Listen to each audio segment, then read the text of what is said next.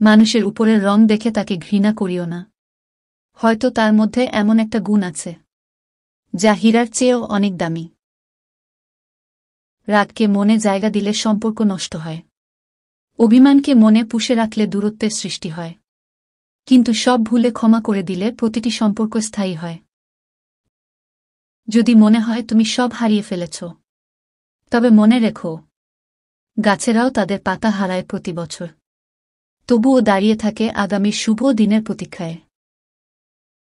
যে ব্যক্তি ধৈর্য ধারণ করতে সক্ষম, সে কখনো সফলতা অর্জন থেকে বঞ্চিত হবে না। তবে হয়তো বা সফলতা পাওয়ার জন্য একটু বেশি সময় লাগতে পারে। কোনো রাজ্যের পতন তখন ঘটে যখন রাজ্য হতে সুবিচার উঠে যায়।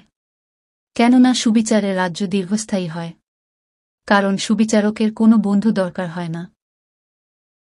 মানুষের মনের মধ্যে এমনভাবে নিজের জন্য জায়গা করে নাও যেন তুমি মরে গেলে তোমার জন্য তারা দোয়া করে, আর বেঁচে থাকলে তোমাকে ভালোবাসে। ওই ব্যক্তিই প্রকৃত বুদ্ধিমান, যে নিজে নত হয়ে অপরকে বড় ভাবে। আর সেই ব্যক্তি নির্বুধ, যে সর্বদাই নিজেকে বড় ভাবে। একটি কথা ভেবে, প্রত্যেক মানুষ তার অন্তরকে প্রশান্ত করা উচিত। তা হল তার জন্য যা নির্ধারিত আছে তা কখনো তাকে ছেড়ে যাবে না, এবং যা কিছু তার পাওয়া হয় না তা কখনো তার জন্য নির্ধারিত ছিল না। টাকা বা ক্ষমতা দিয়ে হয়তো অনেক কিছু কেনা যায়, কিন্তু মানুষের শ্রদ্ধা, ভালোবাসা ও সম্মান কেনা যায় না। এটা পেতে যোগ্যতা লাগে। আপনি আপনার জীবনে পরিকল্পনার সাথে কাজ করুন। প্রতিটি কাজে ধৈর্য রাখুন, নিজের প্রতি বিশ্বাস রাখুন, শেখার ইচ্ছা বাড়ান, সময়ের মূল্য দিন। জীবন ফুল সজ্জা নয়, জীবনের অপর নাম সংঘর্ষ। কিন্তু এই সংঘর্ষে কোনো হাতিয়ার ব্যবহার করা চলে না। এখানে বিবেক, বুদ্ধি, জ্ঞান, নৈতিকতা, সহিষ্ণুতা এবং ধৈর্য হল প্রধান হাতিয়ার। কারো কাছে নিজেকে ভালো প্রমাণ করতে গেলে মানুষ আরও বেশি অপমান করার সুযোগ পায়। সুতরাং নিজের অবস্থানে সঠিক থাকলে কারো কথা গায়ে লাগানোর কোনো দরকার নেই। জীবনে যত বেশি করে আহার করবে, তত বেশি ঔষধের প্রয়োজন হবে। যে কোনো খাবারকে পরিমাণ মতো খান, না হলে পরবর্তী জীবনে ঔষধকে খাবার হিসেবে খেতে হবে।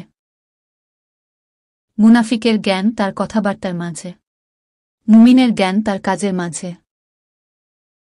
অন্যের কি করা উচিত তা সবাই জানে, কিন্তু নিজেদের কি করা উচিত তা কেউ জানে না। নিজের কি করা উচিত সেটা নিয়ে চিন্তা করা বুদ্ধিমানের কাজ। ঝাড়ু যতক্ষণ এক সূত্রে বাঁধা থাকে, ততক্ষণ আবর্জনা পরিষ্কার করে। আবার সেই ঝাড়ু যখন ছিঁড়ে আলাদা হয়ে যায়, তখন সে নিজে আবর্জনা হয়ে যায়। তাই সবসময় কোনো ভালো আদর্শের সঙ্গে থাকো, আলাদা হয়ে আবর্জনায় পরিণত হইও না। পরের ক্ষতি করার নেশা যদি কাউকে একবার পেয়ে বসে, তাহলে নিজের অস্তিত্ব ধ্বংস না হওয়া পর্যন্ত তার হুঁশ ফেরে না। একটা সুখের সংসার ধ্বংসের জন্য বদমেজাজি একটি নারী যথেষ্ট। সৌন্দর্য একদিন তোমাকে ছেড়ে যাবে, কিন্তু জ্ঞান চিরদিন তোমার সাথে থাকবে। তাই জ্ঞান অর্জন করো। আপনি আপনার বাচ্চাদের হাঁটতে শেখান, হেরে গিয়ে আবার দৌড়াতে শেখান।